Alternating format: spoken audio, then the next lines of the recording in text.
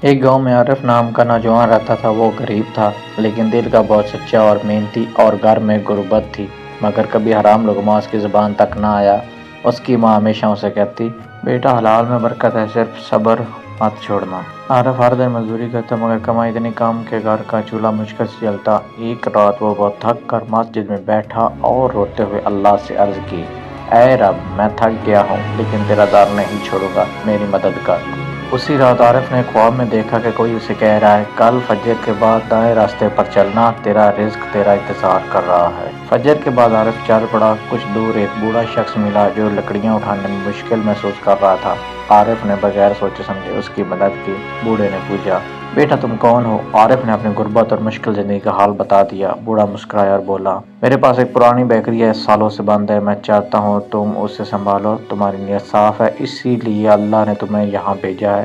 عارف کی آنکھوں میں آنسو آ گئے۔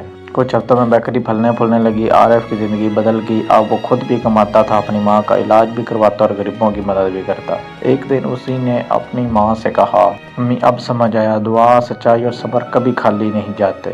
اور یوں اللہ نے اس کے صبر اور حلال رزق کو ایسی برکت دی کہ پورا گاؤں اس کی مثال دینے لگا۔